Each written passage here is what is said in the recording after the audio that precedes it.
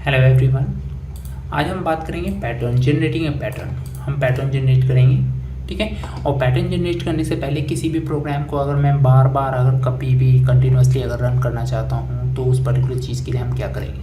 तो again I am going with the ideally, ठीक है। आइडियली ओपन किया और आइडियली ओपन करने के बाद उस पर्टिकुलर चीज़ में हम कंट्रोल एन करते हैं और कंट्रोल एन करके हम जो भी क्वेश्चंस वगैरह हैं वो सारे क्वेश्चंस को हम डील करेंगे। तो हम इस पर्टिकुलर प्रोग्राम में ये देखना चाहते हैं, क्योंकि आप जितने भी प्रोग्राम्स वगैरह बनाते हो ना, उस पर्टिकुलर प्रोग्राम में आपको दोबारा उस पर्टिकुलर प्रोग्राम को रन करना पड़ता है। तो मैं नहीं चाहता कि आप उस पर्टिकुलर प्रोग्राम को दोबारा रन करो, आप एक ही बार उसे करो और बार बार उसे रन करने के लिए वो आपसे क्वेश्चन वगैरह पूछेगा कि do you want to continue और नॉट। तो और उसके बेसिस पे आप सारी चीज़, तो उसके लिए एक सिंगल सा स्टेटमेंट होता है, that is the while true. मैंने व्हाइल ट्रू लगा दिया। अब जो भी कोडिंग करूँगा इसके अंडर में करूँगा। तो मुझे ना पैटर्न प्रिंटिंग करनी है। तो पैटर्न प्रिंटिंग के लिए मैं सबसे पहले यूज़ क्या करूँगा, इस व्हाइल वाले कंडीशंस को मैं लास्ट में लगा लूँगा, ठीक है। अभी फ़िलहाल के लिए पैटर्न प्रिंटिंग के लिए मैं चीज़ें समझा देता हूँ आपको। तो चीज़ें समझाने की बात है, इसके लिए हम यूज़ करते हैं फॉर एक्स। मैं दो चीज़ें यूज़ करूँगा, एक्स और y. For x in range. अब सबसे पहले रेंज फंक्शन के बारे में भी डिस्कस करना है आप लोगों से। सपोज मैं आई हैव यूज 5, तो ratio sign is there and print. आपने जो प्रिंट करना है, सपोज मैंने एक्स प्रिंट करना है तो it is going to print the x. तो मैं अब वही थर्ड प्रोग्राम के अकॉर्डिंग अगर मैं चलता हूँ आपके पास, this is my fourth program और ये पैटर्न के अकॉर्डिंग चलते हैं। तो P1 मैं लिख देता हूँ और इसको मैंने रन कर दिया। जब आप इसे रन करोगे you can easily identify that the all the values is 1 2 3 4। तो ये तो सिंगल है, I have to print like that, मुझे इस तरह प्रिंट करना है। तो अगर जब इस तरह की बातें होती हैं और जब इस तरह की प्रिंटिंग वगैरह की बातें होती हैं तो आपको इसमें ना नेस्टेड इफ, क्योंकि यहाँ पे देखो रोज और कॉलम्स की बात हो रही है, तो आपको दो चीज़ें लिखी पड़नी चाहिए। तो हम फिर से यहाँ पे फॉर लगाते हैं, फॉर वाई इन रेंज। फिर से मैंने यहाँ पे 5 यूज़ किया और रेशियो साइन यूज़ करने के बाद एंटर किया और मैंने प्रिंट स्टेटमेंट को वहाँ तक लेके आ गया और एक ब्लैंक स्टेटमेंट कर देते हैं, तो ताकि ये ना एक सिंगल सा स्टेटमेंट बना ले मुझे। और इस पर्टिकुलर प्रोग्राम को मैं फिर से सेव करता हूँ और रन करता हूँ। तो आप अगर ध्यान से देखोगे तो कुछ इस तरह प्रिंट हो रहा है, 0 0 0 1 1 1 2 2 2 3 3 3 4 4 4। तो अब इससे हम चेक कैसे करते हैं इन चीज़ों को, इसके लिए हम यूज़ करते हैं and that means separator, and double inverted. और इसको मैंने सेव किया and now I have run it. तो ये हो गया आपका एक ब्लॉक बन के आ गया।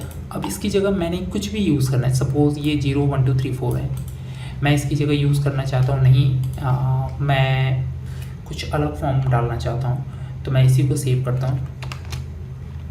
मैंने इसे P1 P2 के अकॉर्डिंग सेव कर दिया। अब now if I am going to print value y, save it and run it, तो output will be like this. अब तो दोनों आउटपुट में डिफरेंस देखो। प्रीवियस आउटपुट आपको क्या था, सिर्फ x के कारण। अगर आप रन करते हो तो प्रीवियस आउटपुट इज दिस, और अभी का आउटपुट क्या हो गया ये। अब इसकी जगह अगर मैं स्टार प्रिंट करना चाहता हूँ तो सिंपली बस जो x लिखा हुआ है ना उसको इन्वर्टेड कॉमा में डाल दो और इसे सेव करो और रन करो। देखो x लिखा हुआ आ गया। अब जब ये x लिखा हुआ आ सकता है तो ऑब्वियस सी बात है स्टार भी लिखा हुआ आ सकता है, वो डिपेंड करता है कि आप क्या प्रिंट करना चाह रहे हो, ठीक है।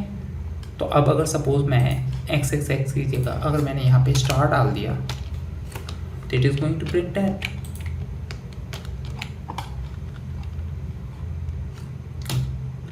ये तो कोई स्टार बन के आ गया। तो इस तरह करके आप किसी भी चीज़ का पैटर्न बना सकते हो। लेकिन अब क्वेश्चन में चलते हैं। तो question is telling about the in a form of triangle.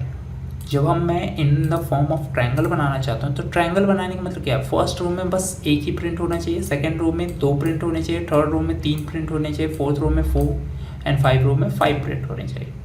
तो अगर आप कोड में अगर जाओगे तो मैं इसको अलग तरीके से सेव करूँगा। यहाँ पे लिखा हुआ है x इन रेंज 5। अगर सपोज मैं यहाँ पे x यूज़ कर लूँ और इसको मैं P3 के नाम से सेव कर लूँ और इसे मैं रन करूँ, ये कुछ इस तरह बन गया। लेकिन दिक्कत क्या है, तो फर्स्ट इज वैकेंट, फर्स्ट क्या है मेरा खाली है। तो मैं अगर उसको फिल करना चाहता हूँ तो how can I fill that. यहाँ पे देखो, जब अगर मैं रेंज 5 की बात करता हूँ तो इट विल स्टार्ट फ्रॉम कहाँ पर 0, इसलिए मैंने क्या किया, स्टार्ट फ्रॉम 1। मैं इसे अब सेव करता हूँ और रन करता हूँ, तो यहाँ पे आपके पास एक प्रॉपर स्टार का फॉर्म बन के आ गया। अब देखो, मैं इसी पर्टिकुलर कोड पे ना वाइल लूप लगाता हूँ। मैं इसलिए बोल रहा हूँ कि इसी पर्टिकुलर कंडीशन में वाइल लूप लगाने में ना अब वैल्यूज़ ना हमारे अकॉर्डिंग चेंज होगी। हमारे अकॉर्डिंग करें मतलब सपोज मैंने यहाँ पे यूज़ कर लिया वाइल, ठीक है, वाइल ट्रू, कंडीशन लगाया, एंटर किया, और ये जो स्टेटमेंट है ना पूरा ये स्टेटमेंट वहीं पे फुलफिल कर लेंगे।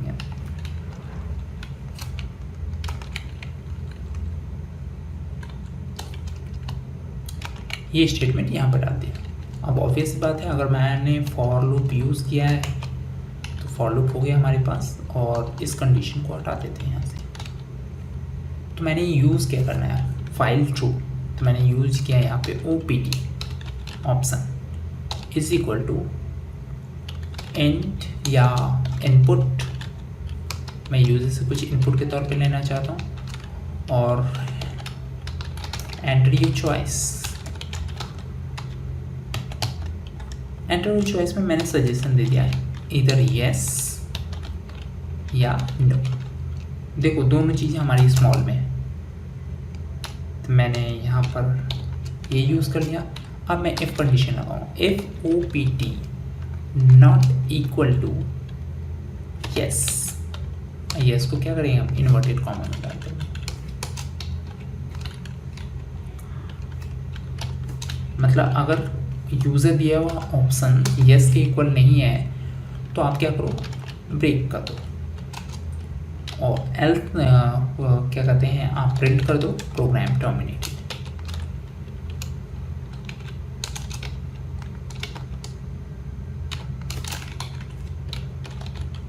Programme terminated.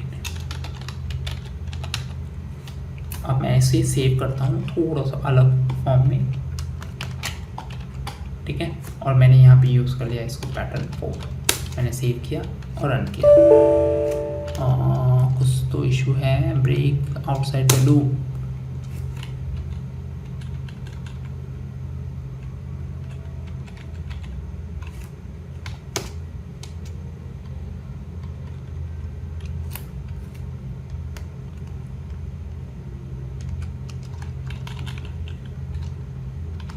ये सारे ऑप्शन ना इसके अंडर में आएंगे। सेव, यहाँ पे क्या बोल रहा है मुझे, प्रिंट, वैल्यू प्रिंट करने के लिए हमें बोल रहा है। ये ऐसा क्यों आया, अच्छा मैंने स्टार प्रिंट कर दिया ना यहाँ पे, उसके कारण मतलब अगर कोई ये वैलिड है इनवैलिड है डजंट मैटर, ये इसको प्रिंट कर देगा। अब मैं यूज़र से जाता हूँ, क्या यूज़र ने चॉइस किया, एंटर योर चॉइस। शुरुआत में आपने वैल्यूज़ नहीं मांगे उससे, तो मैं एक काम करता हूँ, मैंने यहाँ पे एक वैल्यू ले ली, a equal to int input enter the value of x या value of number of row, enter the number of row, ratio sign space enter, a bracket close. अब if x equal to a, अब मैंने इसे save किया और run किया। तो अब मुझसे क्या पूछा है, नंबर ऑफ रो। सपोज मैंने 4 दिया, यहाँ पे 4 के अकॉर्डिंग प्रिंट हो रहा है। कुछ तो इश्यूज हैं, उसके अकॉर्डिंग देखते हैं क्या इशू है। Print x